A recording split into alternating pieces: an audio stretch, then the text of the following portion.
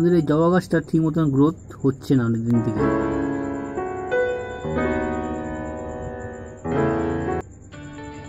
বর্ষাকাল বলে তাও একটু গ্রোথ হচ্ছে, কিন্তু একদমই গ্রোথ হচ্ছিল না। আর কুঁড়িগুলোও আসছে কিন্তু ফুলটা ফুটছে না, কারণ আমি ঠিক সময় মতো সবসময় ফার্টিলাইজার দিতে পারি না, আমি ইউজও খুব একটা করিও না। তাই ভাবছি আজকের প্ল্যানটাকে আমি পুরো রিপোর্টিং করে দেবো। এই কাজটাই আমি আজকে আপনার সাথে শেয়ার করব।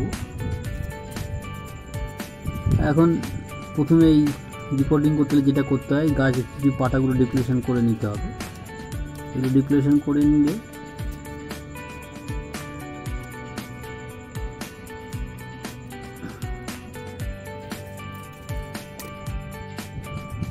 দেখুন ডিপ্লেশন করা হয়ে গেছে। এখন এই ব্রাঞ্চগুলোকে একটু কেটে ছোট ছোট করে দেবো, দিয়ে একটা শেপে নিয়ে আসবো। কিছুটা ওয়ারিংও করতে হয়তো হবে।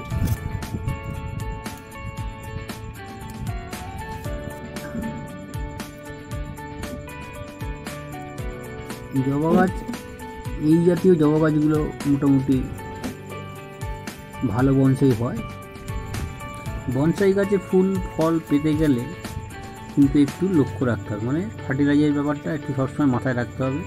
ঠিকঠাক ফার্টিলাইজার না করলে কিন্তু বনসাই গাছে ফুল ফল নিয়ে আসা খুবই সমস্যা।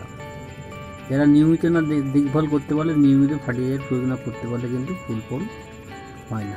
যেগুলো এমনি জাস্ট গাছ, কোনো ফুল ফলের দরকার নেই, সেগুলো ঠিক আছে, বিশেষ করে ফাইকা জাতীয় গাছ যেগুলো হয়।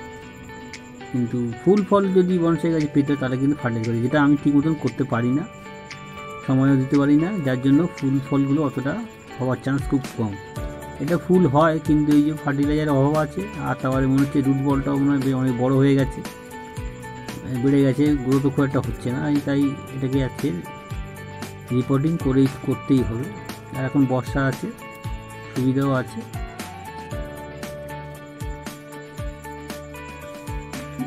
ওয়ারিং অনেকটাই ওয়ারিং করতে হয়তো হবে, আমি পুরোটা তো এখন করবো না, 2-4টে ওয়ারিং করে নেব।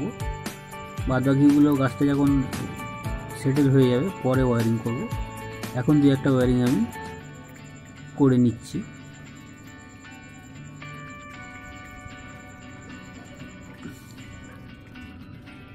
এখন বেশিরভাগ গাছ ওয়ারিং ছাড়াই আমি করছি।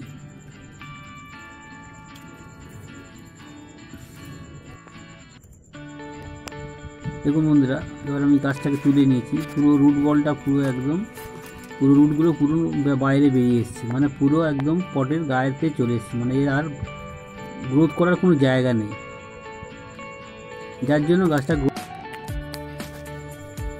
রিপোর্টিং হয়ে গেছে। বন্ধুরা, এখন হচ্ছে জল দেওয়ার পালা। নমস্কার।